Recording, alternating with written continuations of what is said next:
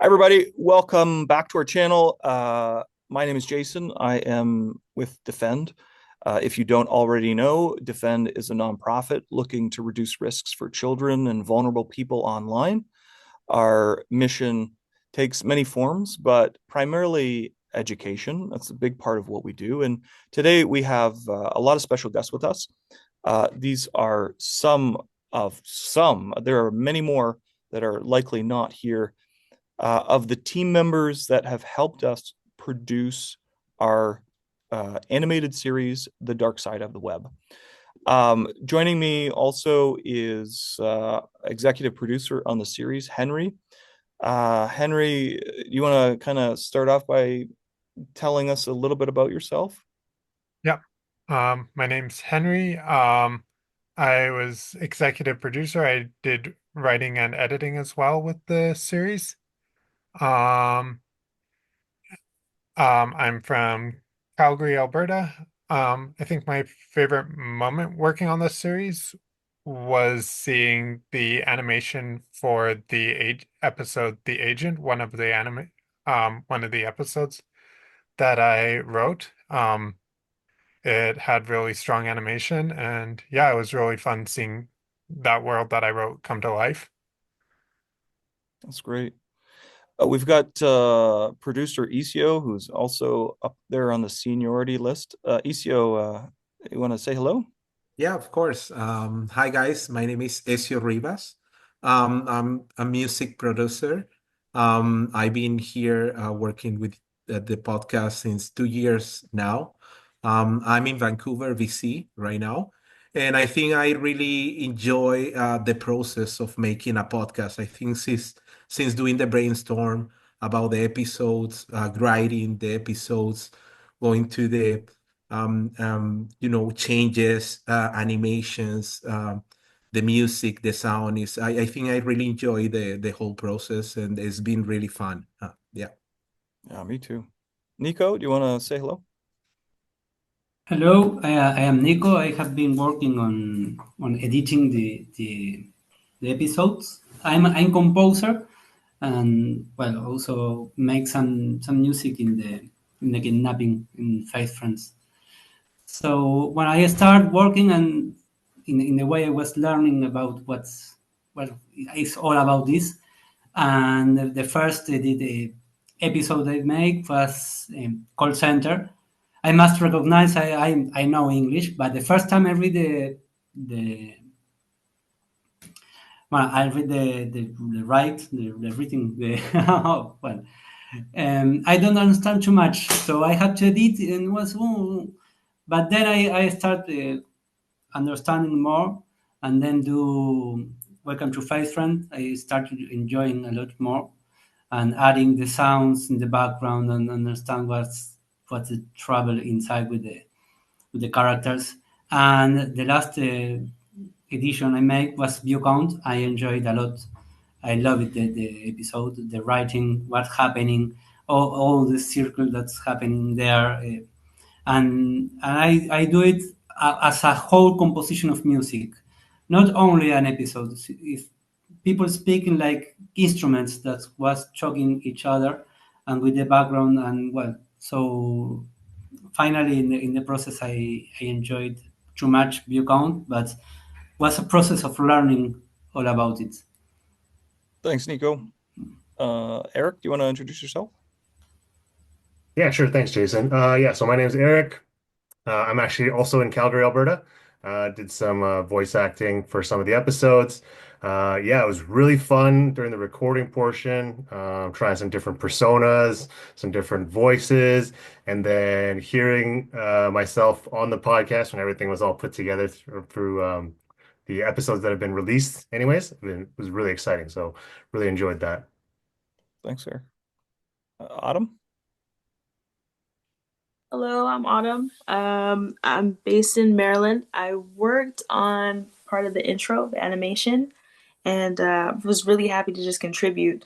And I feel like it's really important to educate the public about, the dangers to young people. And I was really excited to see everything just come together with everything that everyone's contributed. It's amazing to see. Welcome. Thanks, Autumn. Thank you. Nicholas? Hi there. I'm Nicholas. I'm a voice actor, singer in a heavy metal band, and I'm working towards a social work degree when paying close attention to social media's effects on young people, which I believe is having a very, very negative effect on them. But I suppose I'll learn more as I do further research. For a personal favorite moment of the podcast, it was getting to hit the kind of laid back stoner bro archetype that's eluded me for quite some time. And that was in the season premiere of the second season of Dark Side of the Web in the PAP Squad episode. Welcome. Brian? Hi, everyone. My name is Brian. I was a producer and writer for season 1 of the podcast and partly into season 2. I would say from recalling my time working for the podcast, my favorite part was seeing my episode getting written, put together, and published and edited together. That was really a fascinating part. And I would say another close second would be all of us coming together to create the name Dark Side of the Web. I remember that specific meeting. We are coming up with different names and not trying to take credit, but I think I was kind of getting us towards Dark Side of the Web. And it's nice to see this all coming together. And due to life circumstances, I unfortunately had to leave. But I appreciate Henry inviting me back here for tonight and getting to see everyone again and see how far we've all progressed. It's great to see you. Thanks, Brian. And we'll give you credit for the title. Thank you. Irvish? Okay, so this was first time for doing voice acting, and I was excited, and I wanted to try this new thing, and it was amazing, and I would do again if you provide opportunity. I'm sure there will be. Thank you, Irvish. Welcome. All right, coming up on screen now is an episode called View Count. All right, so this is an episode entitled View Count, and we're going to watch it through and then discuss it afterwards. So stay tuned. Hi, everybody. Here's my new stunt. Okay, here we go. 1, 2. You see? I bet your finger don't hurt no more, girl. The following episode contains scenes that some viewers may find disturbing and may not be suitable for younger audiences, including child abuse, pedophilia, and grooming. Viewer discretion is advised.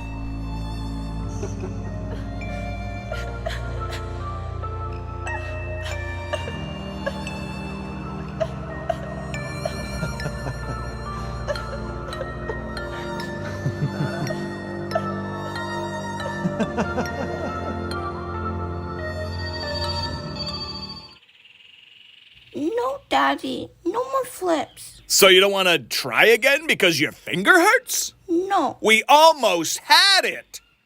Okay. After you do this, then we can go to the doctor, okay? I don't wanna. Stop. Push through this. I'm going to ask you one question. I'm not going to let you walk away from this. No. Stop your tears. I love you. Quit acting like a little baby. Okay. I'm gonna ask you one question. Do you want to be a quitter all your life? No, Daddy. Good! Now tell everybody, here's my new stunt. Hi, everybody. Here's my new stunt. Okay, here we go. 1, 2. You see? I bet your finger don't hurt no more, girl. Riddle. Every time you flip like that and you're off balance, then I know the catch will be off. We can try it again, though. We gotta get this right for Flick Talk. Good! Now tell everybody, here's my new stunt. Hi, everybody. Here's my new stunt. I hate how he talks to her. She's only 3 years old. If you hate it so much, flag the video. FlickTalk will take it down. Just shut up, Slot, and take the video. Then turn the camera upside down, and then Yeah, I know. Then zoom in fast.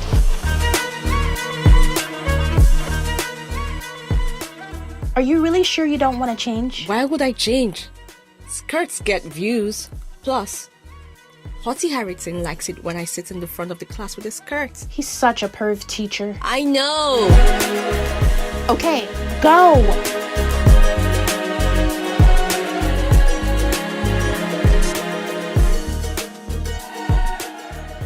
Oh my god, that was great! Now post it and make sure you tag my FlickTalk account too. Yes. Thank you, Riley and Charlotte. Been waiting for this. Hey, you. What are you up to?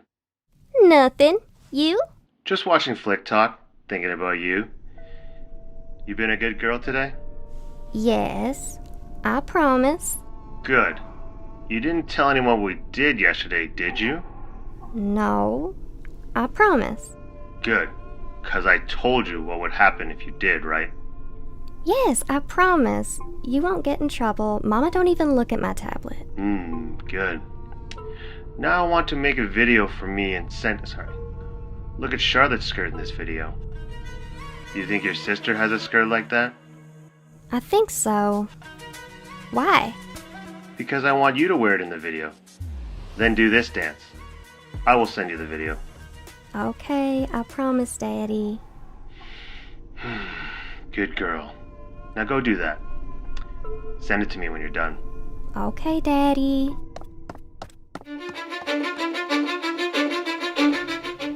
Jesse? What? Could I please use your really short plaid skirt? Why? I can't say. Tell me or else. I just want to make a video. I want to dress up. You are 10. But you will look cute and you can get a lot of views. And then you could tag me on your account because you have more followers than me.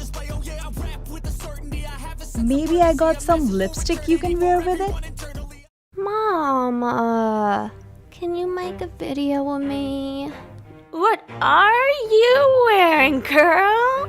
I want to make a video. Okay, baby. Let me change the song. No, wait.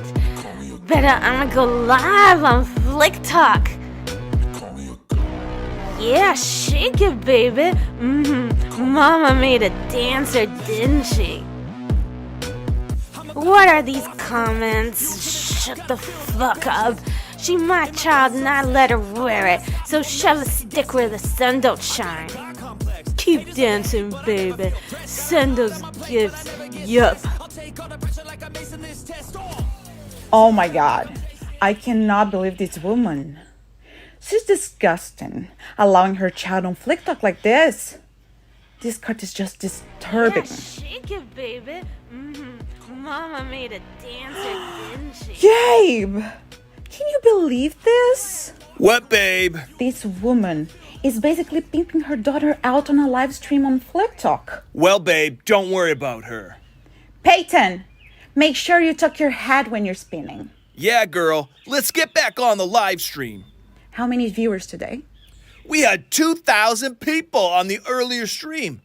Peyton hurt her finger. Oh, you're acting like a baby, Peyton. No, Mama. Good.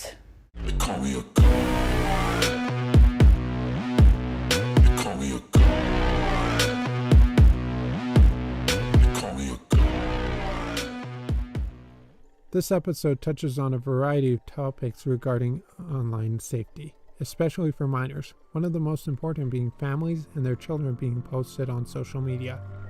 Family vlogging channels have become relevant on YouTube for years, though the main attraction tends to be children rather than the parents. Not only is putting one's child on a major social media platform detrimental to their mental health, but it opens the door for predators and manipulators who have nothing but ill intentions. Think about your child when posting about them online. Who will it affect? Who will see it? And what could that reach attract? All right, there it is. View count. Way to go, everybody, on this episode. Yeah. Henry, we've got some questions to put to everybody. Yeah. So the first one is initial. What did everyone think of the episode? First thoughts on it. Brian looks stunned.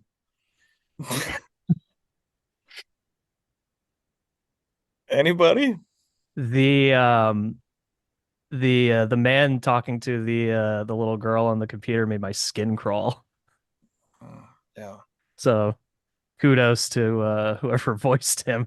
That was very well done. Yeah. Yeah.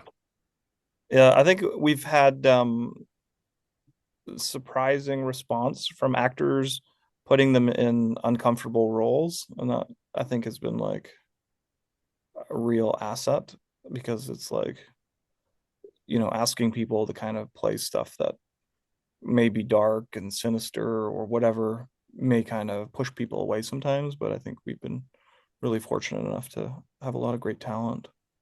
Yeah.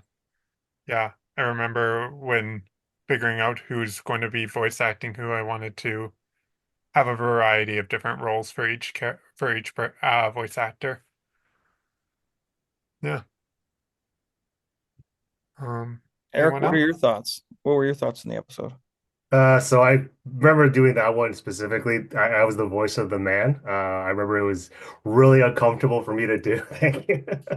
Yeah, I remember out of all the ones that I did, that one was made my skin crawl doing it. So I'm glad I was able to project that.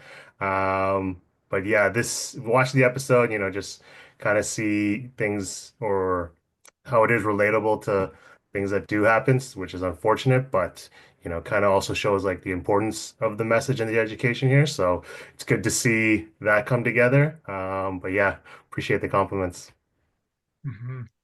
Autumn, what were your thoughts? It's a tough one for me. I agree with everyone else's comments. Kind of makes you search for the silver lining in situations like that, and just kind of wonder like what you can do. But I like the end message, honestly, the excerpt at the end.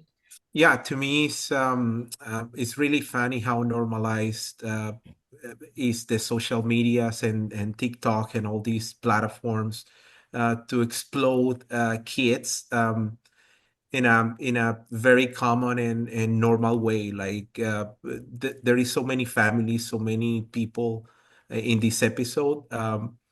That they don't care, basically. They seem like not interested, and they don't notice how dangerous and how bad they are doing with themselves. And yeah, that what makes me sad about this episode.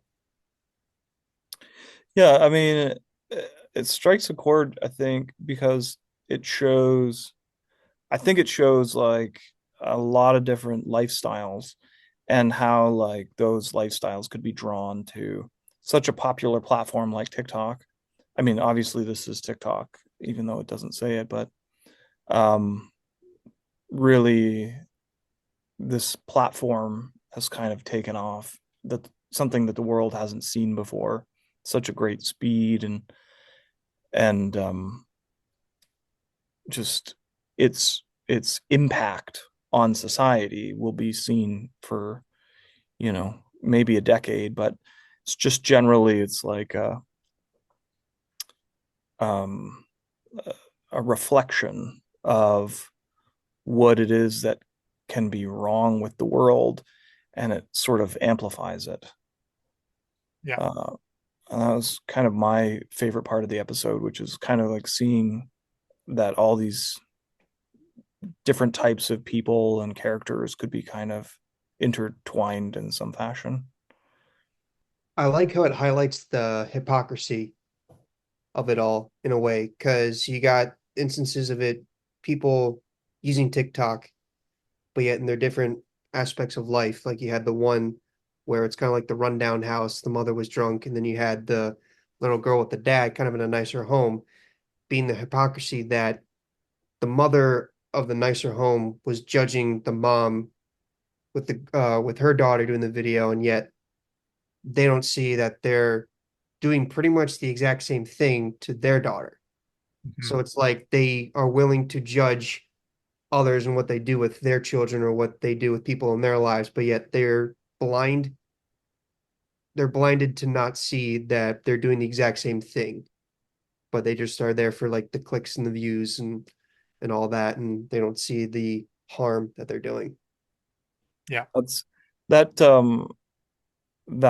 first and last part of the episode is taken from a real world family on TikTok. I'm not going to mention who they are, but they basically do like acrobatic stuff with their kid on camera, and it's really kind of disturbing. So it's just generally something that, yeah, I mean, there is a lot of hypocrisy in being a social media creator nowadays, and this is also kind of different aspect to look at. But did anyone else have any other thoughts on this? Yes. Oh, Sorry. Henry. Right. There you go. Well, okay. I was thinking also, as Brian says, no, the hypocrisy and people judging. And I like also the episode, but that's so human. It's not only in media. We do it with the neighborhood, we do it in our jobs, and it's something to take a reflection of ourselves also, no? When we judge someone. But I am not doing something like that. Why first? No, first thing. And the other one is the name of the episodes, view count. No, all they do that for view counts. The first one with his child, the the teenagers, all is for have counts, for view counts, for people that they don't know who they are. Why we need view counts to be happy or to be in some world that is not our world? I think I was thinking about that, and I think maybe we are living in some kind of society that is very loneliness. People live alone in his house with the computer and so films and series, but not have. My grandpa or my father go to the coffee, go to the bar and speak with other people. Also, well, I am a musician and I have the lucky thing that with a guitar or with a mandolin, I can go with. I need to be with others to make music. Alone in my house, yes, I can do it, but I need to go. But this loneliness maybe is some of the one of the reasons that people are looking for view counts to be part of something, because if they are part of a community in their neighborhood, they don't need counts to be happy. They can see the others, but then they don't need that. And well, also another thing, I have really fun with the actors, the voices, the lines. I hear the lines of the voice, the mother rank. I was very funny to hear them. Also, the Eric Nicholas Alars and some voices in the call center was very funny to listen to them. And I was listening once and once, because when you did the episode, you need to hear a lot of times, and I never get tired of hear them. It was very fun. So really thanks. If you get fun, I get more fun than you. That's sure. Yeah. Henry, Yeah. What's next? So the next question is, any personal stories people feel comfortable and safe sharing about risky situations that they've encountered with social media?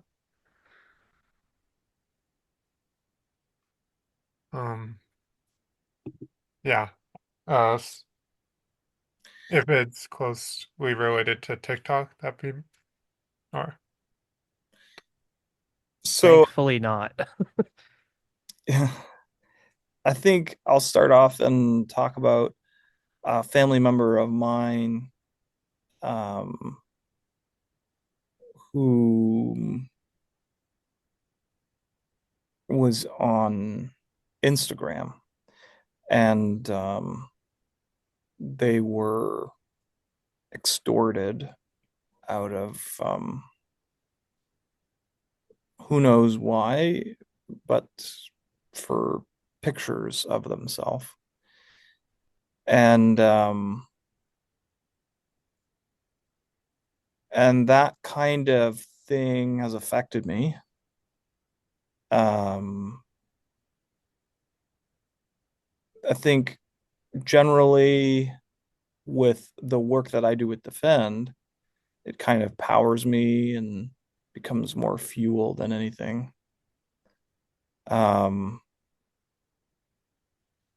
But as I said earlier, the main inspiration for this episode came from a real life family, and it was definitely something that I can kind of draw a lot of inspiration from to kind of showcase a variety of different risks.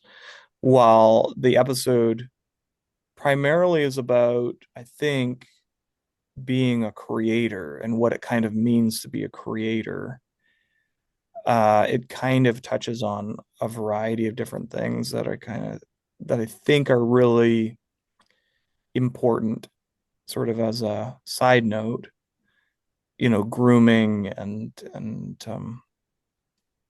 we didn't want to do another story about grooming or sextortion or anything like that. And this was something that I think kind of was very satiating for all of us on the team. So yeah, it was great work, Nico. Henry, do you have any stories from Not too many, but I've got one recent one from a charity event that I did a few months ago. But even then I wasn't allowed on social media until I was like 18, so I've developed I'm pretty cautious about things with that. Um, can't think of anything related to specifically to social media. does anybody here on the call not have TikTok loaded on a device in their household? Wow. I don't have TikTok. Yeah. Wow. You could not pay me enough to install that app. I actually no longer have any form of social media. Wow. Yeah. Respect. Well, Okay. partially because this I did have a story. Right at the end of 2020, I know it was a rough year for everybody, but it was especially for me and my family because I dealt with a friend of mine's dad, who I considered a second dad, passed away from ALS. Um, I was in a very serious relationship, which ended abruptly, not on my terms. And the thing that kind of hit the nail on the coffin was my 8.5-month-old nephew had passed away. And it wrenched my family apart, and I went down a deep rabbit hole of all sorts of content that can really mess with the mind. And my mind was so muddled and so fogged that I didn't realize that I was talking to an individual who then extorted me for money. Lost about 500 to kind of keep it quiet. And at that point, I knew that I needed to stop and get help. And ever since, I've been exceptionally paranoid about receiving messages from numbers or emails that I've never heard of being on social media in general. So just seeing people using this platform, like I know it can be used for good, but how most people use it just to gain their time of fame in the spotlight to do whatever means necessary to get to that point, it just kind of it makes my stomach churn. So that's actually a main component why I joined Defend in the first place, was being like, I kind of have experience and I've heard from other people of what happened, and hopefully we can get to where this can be combated and conquered in the future. Well, thanks for sharing, Brian. Yeah. Irvish, we haven't really heard from you. What were your thoughts of the episode, or what is it that you take with you on social media today? Are you on social media? Actually, I'm not using social media. I have started my account on Facebook around 2012-13, and after using 1 year, I stopped using it because of this reason. Because for attracting viewers, we need to do something at a time. Uh, any social media, it is Facebook, TikTok, Twitter. You need to be active to get attention, and it required time to spend over there. So I stopped using that thing. At the time I was studying, so I wanted to try to focus on study, and now I am not using, and I'm away from social media. And I think it is not necessary to every time uh, uh, uh, do this kind of stuff to get attention, because we are not a celebrity, right? We are normal people, so we don't need this kind of stuff.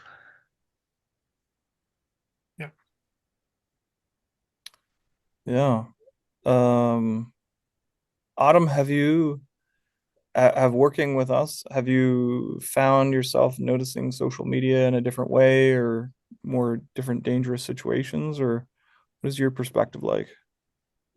I'm a bit of a loner, so I don't really use social media that much. Um, I just couldn't really get into the vibe of it.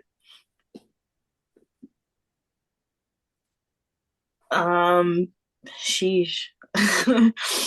I guess that's it.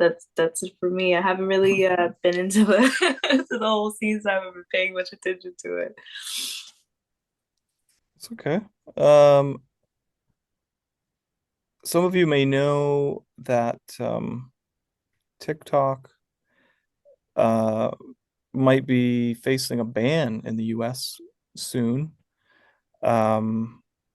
And obviously, this episode is kind of a parody of TikTok.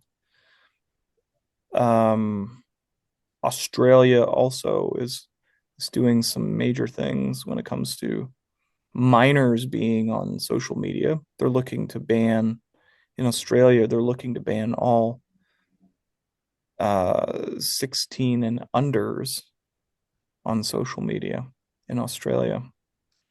16 and under, 15 and under. 16 and under. 16 and under.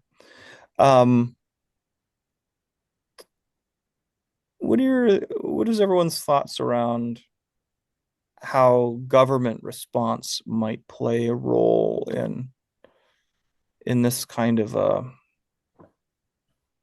mega monopoly, such as, major tech companies that are the size of TikTok or Twitter or Meta,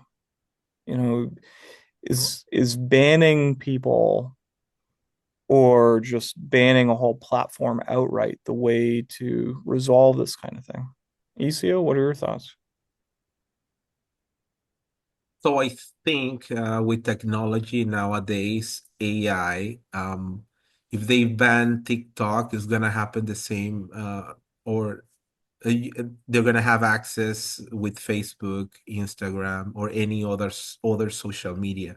So the change is not getting rid of only TikTok. It's doing something different that can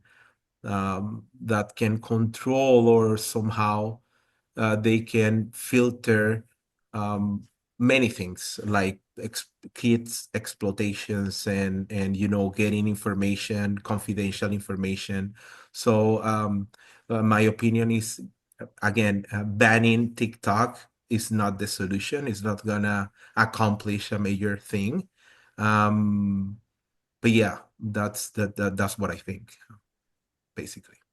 Eric, if they were to tell you one social media platform would be banned, what would you have a heartbreak of? Um, for me personally, like I don't use TikTok, never have. The one that I'm most active on is Instagram, but that's just because that's how I stay connected with my friends. When they post things, I see what they're getting up to. I don't follow a lot of people that I don't know personally, just because not really relevant to me. So I think for me, yeah, Instagram would be a big one just because I feel like I'd lose touch with a lot of friends and family. Nicholas, if you're looking at waving a magic wand, what do you think the solution is? I ooh, that's a tough question because I understand the prospect of banning it, but it's kind of like a hydra. If you cut its head off, two more are bound to take its place. But I mean, at the same time, regulation, we're not allowed to drink until we reach a certain age. We're not allowed to vote until we reach a certain age. Certain narcotics we're not even allowed access to. So it's like with something as addictive and potentially dangerous as social media, putting an age restriction does sound like a pretty solid idea. But I think that's probably a more of a band-aid than a solution. So I mean if I had a magic wand, I would probably lock the internet in place in like 2009 and never let it move forward and evolve. Because it kind of just it reached a point, I believe, somewhere in the 2010s where it no longer became this platform of kind of expression and art and creation, and it lost its wild, wild west kind of environment and became more just a platform for making money, and it became more of an industry. And when you have anything really that sole purpose is to make money, it tends to compromise morality. And I really don't know. I don't have a solid answer to that question. I don't know what I would do. It's we've opened Pandora's box on it, and I would say just be done with it and destroy it, like the One Ring, toss it in the fire. But I know that's not a solution because we're so ingrained in it now. It's education is the only way. We just have to keep educating and hope that parents and children make the right call. Because you know, even if we can get to the parents, we got to get to the kids too, because these things are sinister and they will encourage people to exploit themselves. You don't even need predators or parents to exploit their own children. It rewards you for exploiting yourself. Like in the video, the one thing that really stuck with me is like, yeah, we have the predator encouraging the girl to take the pictures. We have the parents exploiting their children for views and clicks. But then you have the what look like kind of teenagers or grade schoolers making the videos themselves because they get rewarded for it. They get the dopamine hit. They get the clicks. They get the attention. They get the likes. It's designed to be addictive. It's designed to hit that part of your brain, that reward system. And we just need more education. It's the only thing we can really do because you ban something, people are just going to want it more. They're going to want what they can't have. If you try to control it, it's just going to create people, it's just going to touch that rebellious spirit that we all have. Most of us don't like being told what to do. And a lot of us, myself included, you tell me to do something, I'm probably going to want to do the opposite, even a little bit. All great points. Yeah, I think there's really been no serious studies that kind of, I mean, we can't really study the true nature of how this affects people because of likely ethical concerns.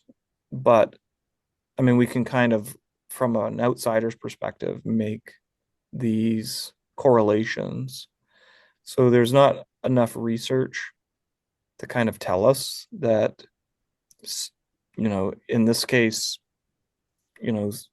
social media could be addictive or could cause harm or whatever. But I mean, I kind of keep thinking about like the cigarette industry in the 1950s and how there were doctors, basically going in the media and saying, "Oh, smoke okay." My grandfather was a doctor and he had Camel cigarettes every day of his life. And he was like, there was Camel posters in his house all over the place. And it was like, even though there's kind of like this inclination to know that it was dangerous and bad for you, but it was something that we didn't really fully understand until like so much time had passed and so many people had died from lung cancer. And that kind of goes to another point, but yeah, sorry, I cut someone off there. Oh, I was just going to say that there's the company's financial incentive of manipulating, like, with smoking, for example, of manipulating studies and such to downplay the effects of the harms of smoking and such. And I'm thinking that's going to be a thing going forward with social media issues. Oh, it's Neil. I'm sorry. Is it showing my name as Minnie? I'll change it. Sorry, Neil. Welcome. You're a little bit late. We're just kind of I am quite late. I just realized I'm sorry about that. We're just kind of chatting about the episode that you didn't watch, obviously. We're also talking a little bit about TikTok and how it may be banned soon in the US and those implications that may have. And basically some discussion around what are the best pathways forward as far as how to improve social media for the better or people's experience with social media for the better. Henry, sorry, you were going to respond? Oh, I think I was. Sorry, you did. Sorry. Yeah, I did. Did anyone else want to chime in on that? Yes. I wanted to bounce off of Nicholas's point. Going off of like how parents need to be educated, but also parents need to be kind of the role models in showing how kids should interact with technology now, because it was different when I was younger and different for everybody else when they were younger. Like I personally didn't get a smartphone until I went to college, until my mom was like, all right, if you have the money and you're willing to pay for it, you can get it then. Because she learned from my brothers, but yet I literally was driving to the store earlier this week and I saw a kid probably in late elementary school walking on the side of the road with a brand new iPhone. So it's like they're just willing to just put a tablet, put a phone in front of their face and kind of let them say, leave me alone, do your own thing, and not taking the time and the discipline to show them that this is a tool, that this isn't a toy, and that there are the positives and negatives to it. So I personally think that parents are being lax about how they show their kids with technology these days. Nico? Yes, I have this Instagram. I use it to show some beauty places of the world. I have the nice Iceland and showed me some mountains in Ireland and beauty Europe. And I look and give likes in a town in Italy. And also follow some, as Eric says, I have some friends in music, so I try to follow them. But thinking about the TikTok ban, China banned a lot of platforms, of Occidental platforms, I think. And maybe it's a response of that, also the data that have in China about people in other countries. Also maybe it's something more political or international. than security of the people. No, I think it's in that way. Also, I think, as Nicholas said, something of education and how we use it. Because before media platform or before internet, we have the television and it's the screen in the house, and the children saw what is in the TV, and maybe something in the TV were not the best things for the children, and children saw it. Now is something is inverse. It's not the screen in the houses; it's the camera in the houses. So maybe we must be careful about that. But something is an opportunity to show ourselves how are we, and what the things we have to change. Maybe is that banning the media is not a solution. I think as issue. We need to have more education. All that. Well, sorry. I was thinking in the words in English. I thought in Spanish and then translate, so it's difficult sometimes. But what I think the TikTok is because the political international of banning, and for having a better media useful, maybe the schools can learn. In the school can teach some things how we use it. You can use it if not, or in different ways. Another thing I want to add in the discussion is the bureaucracy in Argentina. We have to do some things with the state, and you need a telephone, you need a smartphone to be a citizen, to be a teacher in a city in Argentina. You have to have a smartphone and have the application, and that application where is working is working in Amazon, in Google, in Azure. So the state's data or the governments are depending on these platforms. So do the regulations are regulations of the governments, the states, or this big platform that says TikTok is not ours, it's not from Google or from Meta or Amazon. So quit it and do it ours. No, stay put our TikTok. It's another reflection. Is there anything that you know of in Argentina that is banned in Argentina that is not banned elsewhere? In Argentina, we have a problem. Our government now is very strange. In the Congress, they make a law that children cannot make apostar, gambling. I don't know why. It's impossible that a child can make gambling or casino in internet. But they should make a law that the children cannot do it. I thought that the law already exists, but they make it. And the government said, no, the law is not valid. The children can do it.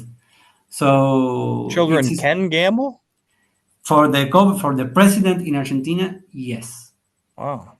That's the problem. Yes. The Congress make the law, and the governments, the president says, no, they can do whatever they want. But it's a special case because it's a special president in the world. So, well, I can see a whole bunch of 10-year-olds in a smoky poker room right now with like cigarettes. No, with the telephones, yes. Electronic gambling then. Yes, we can make an episode maybe.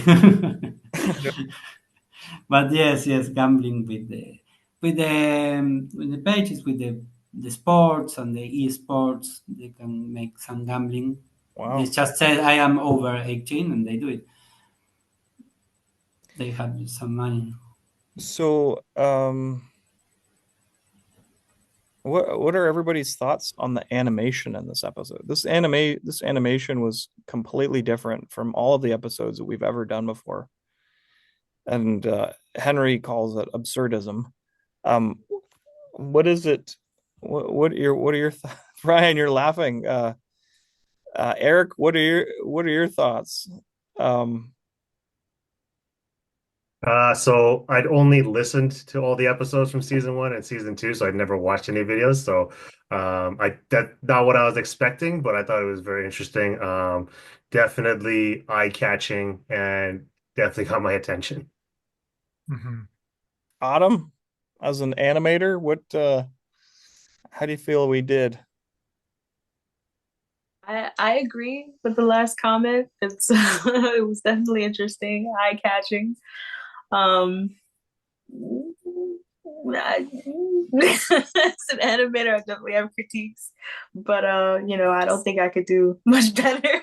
As you can see, how long it took me to get anything out. So, Brian? It captured my attention because from some of the animations that I remember from season one, it was just like watching it, and then I'm like, is this like a rough draft? Is this just like uh very simplistic? But it was just like, as you said, it's very different. But yeah, I feel like it kind of ties into the material for the episode, I think, very well, which it's kind of hard to describe, but like it kind of fits with the material that it's being discussed essentially in this episode. Yeah. Did you catch that Hottie Harrington was also mentioned? Although that episode hasn't aired yet. So those of you who are actually following the series, Hottie Harrington appears in another episode of season 2 coming up. For those who are watching this right now, you likely have already seen that episode. But we tried to kind of connect this character of this teacher, and I guess we can kind of spoil it, right, Henry? Oh, be released after. Yeah. Basically, for anyone who hasn't seen the other episode, the this or the two teenagers segment takes place in the same school as another episode that we did. That also takes place in a school. Yeah, we're creating our own MCU. I'm starting to remember. It's all clicking back now. Any closing thoughts? Anybody else want to kind of chime in on your experience or your thoughts today or anything we talked about? Neelam, I got to say, you did so many voices throughout the series. It's kind of hard hearing your voice right now and like not picturing one of the characters. What was your experience like have you watched any of the episodes so far? I think I have watched the trailer only. Um, I like the animation. I like the pace of it. I haven't watched any which I have given voice to because I couldn't find them at the time when I was searching for them. I really like the experience. I forgot who was directing the whole. I forgot the name. I'm very bad with names. I really liked how the person actually showed me how to say the different dialogues and added emotions. They kind of guided me. So I really like that idea because I have never done the voiceovers. So I really appreciate them helping with that. It was a Wow. nice experience. You've never done voiceovers at all? No. Wow. Congratulations. You did great. Yeah, I remember you interviewed me, and then when like you were interviewing me, and you were like, "Do you have any experience?" And I'm like, "I do not. I'm just doing it as a hobby." Wow. But yeah, it worked out for me. I think you should look into doing it more. Nicholas here is a professional voice actor and voiceover artist, and we've got a lot of talent, and I think it's just we're so blessed to have had this experience with everyone, and so it's great that you kind of bring that up, the directing and actually the behind the scenes aspect, because that's what has fueled all of these 8 episodes. We started developing the concepts for these episodes, Henry, I think it was end of 2023, End of 2022? Is that It right? was spring 2020. Uh, It's been over a year and a half. I think it's 2022 because at that time I was telling my staff members where I used to work, like I am with this like Help Us Defend, and I'm gonna be voiceover. So I think it's been 2 years. So yeah, it was 2022. yeah, because yeah, I think so. It's been over a year and a half at least that Year we've been working on this behind the scenes weekly. If you're watching right now and you have some kind of talent that you think would be of benefit to the series or to defend, please reach out to us. Go on our website, HelpUsDefend.com, and learn more about how you could volunteer or get involved somehow, and share your skills to help protect people, generally vulnerable people, children on the internet. Whether it's by education or advocacy, we are also kind of pushing to make changes in society, and we're also building our own social media platform right now. So generally we are welcoming with pretty much wide arms anybody that's wanting to share their talents. So please get on our website and learn more if you want to help. It's been an absolute pleasure working with everyone, for like both the people here and everyone else who couldn't make it. Absolutely. Yeah, Yeah. I'm always an email away if there's anything else you want me to be a part of. Thank you, Nicholas. Thank you, everybody. And for you watching, we'll see you next time.